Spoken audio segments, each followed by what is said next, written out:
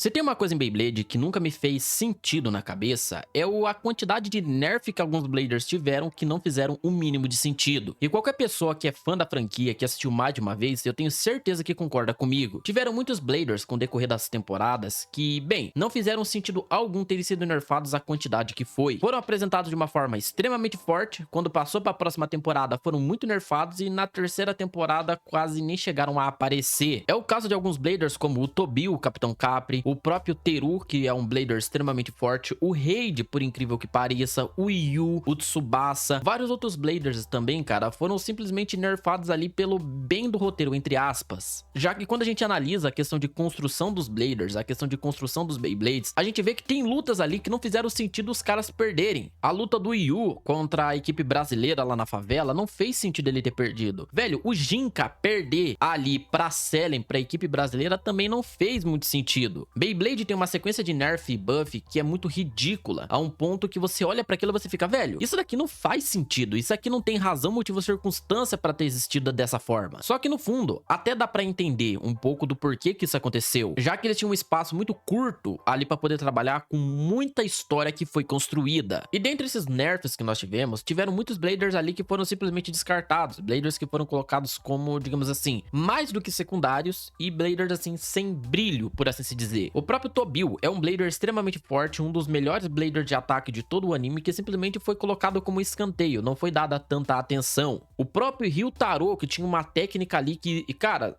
vamos parar pra pensar, o Ryutaro tinha uma técnica que desmembrava ali e alterava a pressão do ar e conseguia vencer os oponentes. Uma técnica que poderia ser muito letal em Metal Masters e principalmente em Metal Fury, que foi descartado. Simplesmente foi um Blader que foi colocado de lado, teve pouca aparição em Metal Fusion e foi colocado assim como escanteio também. Por alguma razão, Beyblade Metal Fight não teve assim uma adaptação muito decente do mangá pro anime. A minha visão é que Beyblade Metal Fight, assim como outros animes que foram feitos ali pra ter no máximo até 3 temporadas, ou digamos assim, uma quarta, não conseguiu assim adaptar a história do mangá ou a história que foi pensada pro anime de uma forma efetiva. Por mais que tiveram pontos muito positivos, como a questão da mitologia, a questão de, digamos assim, qualidade ali de história um pouco, muita coisa foi forçada, foi tão comprimida que ficou mal explicada. Porque vamos ser bem sinceros, um exemplo que eu gosto muito de utilizar é que aquela luta do Dashan versus o Julian, ela poderia ter acontecido lá na fase de enfrentamento de equipes no campeonato mundial e não fora dele. Tanto que se a gente for levar por aquela questão, por mais que o Julian ele tivesse psicologicamente acabado, era pra ele ter vencido o Rock Zurafa, era pra ele ter vencido o Dashan, porque se ele conseguiu ter um poder muito maior do que quando ele enfrentou o Jinka, ele conseguiu, digamos assim, parcialmente rivalizar ali com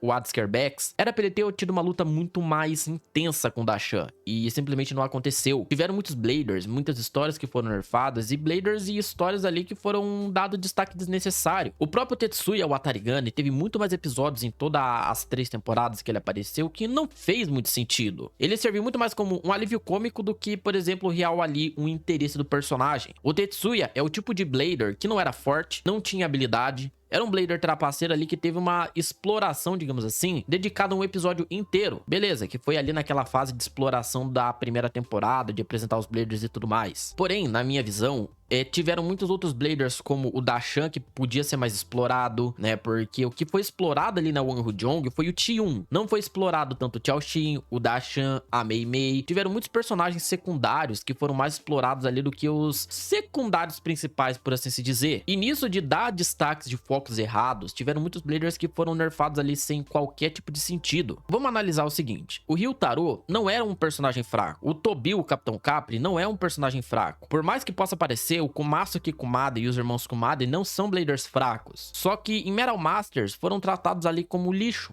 como Bladers fracos, como Bladers ali, tipo, sem relevância. E com isso, a gente pensa o seguinte, e se esses Bladers, eles tivessem tido um destaque melhorado? E se eles tivessem tido ali, por mais que fosse uma aparição de coadjuvantes em alguns episódios, pudessem ter sido melhoradas? Talvez a história teria andado muito diferente do que andou. Então, velho, eu vou falar bem a realidade pra vocês, tem muita coisa ali que poderia ter sido muito diferente. Talvez talvez Beyblade Metal Fight, como um todo, tenha se adaptado de uma forma muito diferente do que era pra ter sido idealizado. A minha visão é que era pra ter tido uma temporada entre Metal Masters e Metal Fury pra poder, digamos assim, adaptar melhor algumas coisas que ficaram sobrando. Beyblade Metal Fight, como um todo, ele tem muita história pra poucos episódios. Uma terceira temporada entre Metal Masters e Metal Fury seria mais que necessário pra poder, digamos assim, colocar o ponto final. O que, na minha opinião, poderia ter sido feito seria colocar uma temporada entre Metal Masters e uma temporada entre Metal Fury pra poder conseguir adaptar essas histórias que não foram tão exploradas e tentar tirar um pouco desse nerf absurdo que esses personagens tiveram, porque, como eu falei, o Tobio, ele não era fraco,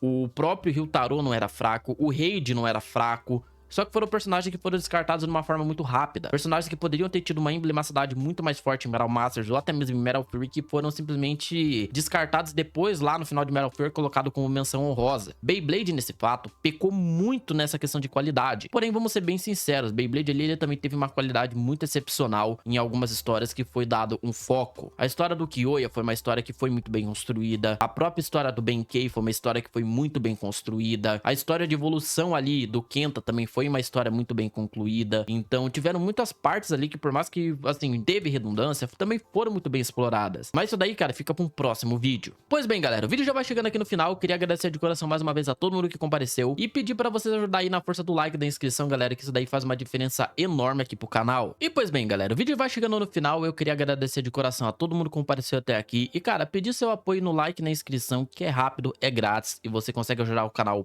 pra caramba. Mais uma vez, galera, queria agradecer vocês e todo o apoio que vocês estão dando, tanto na comunidade quanto no Instagram, e todo o feedback positivo que a gente tá tendo aqui no canal. Pra você acompanhar todos os novos vídeos que vão sair referente a Beyblade ou qualquer outra coisa aqui no canal, cara, ativa o sininho também, que você ajuda demais o canal, e também o YouTube entender que vocês estão gostando dos vídeos, e aí principalmente recomenda pra outras pessoas. Meu nome é André, galera, e muito obrigado por ter ficado mais uma vez até o final. Fiquem bem e fui!